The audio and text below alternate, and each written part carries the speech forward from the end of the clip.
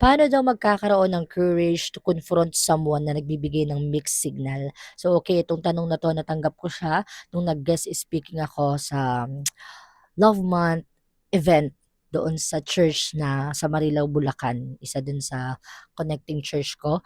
So, yeah, yung tanong niya, paano daw magkakaroon ng courage to confront someone na nagbibigay ng mixed signal?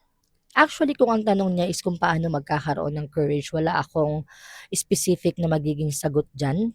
Kung paano magkakaroon ng courage to confront someone kasi kailangan mo talaga siyang i-confront lalo na kung nakakapagbigay na yun sa'yo ng confusions, naguguluhan ka na and to the point na napapatanong ka na kung paano siya iko-confront.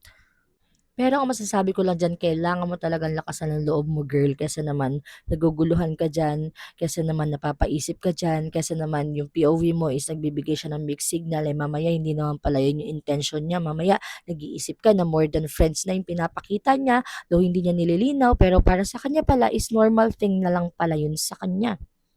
Baka kasi mamaya akala mo mixed signal siya or parang it is more than friends, tapos ganun lang din pala siya sa lahat. Ikaw lang pala nag-iisip na may something yun, chares. Pero yun na nga, kailangan mo lang lakasan yung loob mo.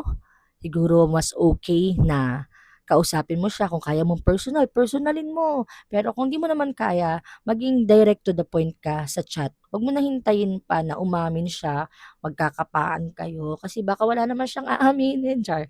So, para sa ikakapayapa ng isipan mo, ng damdamin mo, bago ka pa mahulog, bago ka pa ma-fall, mas okay na nakausapin mo na mismo yung tao. Direct to the point, tanungin mo siya, ano ba yung pinapakita mo sa akin? Ano ba 'tong pinaparamdam mo sa akin? Kasi on my point of view, para sa akin, ang dating nitong pinapakita mo, pinaparamdam mo, galawan mo, the way you treat me is there's something. And ano ba 'to?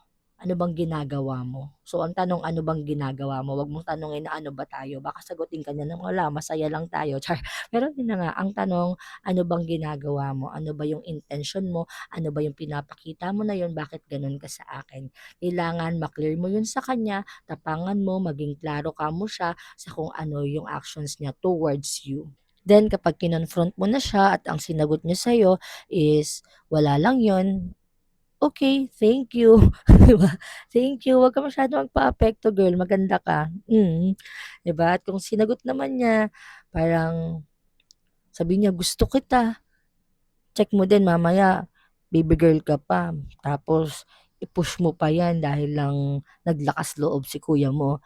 Ayan, may tamang panahon ang ganyang bagay, may tamang panahon ng pagmamahal. So, kung nagiging confusing sa'yo ang actions ng isang tao towards you, okay na clear mo 'yan sa kanya, pero still know your boundary. Hindi porket may pinapakita sa'yo na something is hahayaan mo na lang din ang puso mo na tumibok-tibok agad. Okay, so yun lang. I hope ma-settle yan. Tapos dagdag ko na din, kung sakaling hindi mo pa rin talaga kaya or hindi mo kaya na i-confront siya, kausapin siya, tanungin siya kung ano ba yung pinapakita niya sa'yo, mas makakabuti siguro na i-cut off mo na lang. Much better for you to distant yourself doon sa tao na yon, so that yung binibigay niya ng mga mixed signal is matigil na din yun. Kasi kung hahayaan mo siya na magbigay sa'yo ng mixed signal ta's hindi mo naman siya kayang i-confront, I am telling you, ikaw lang din yung mahihirapan, ikaw lang din yung kawawa diyan.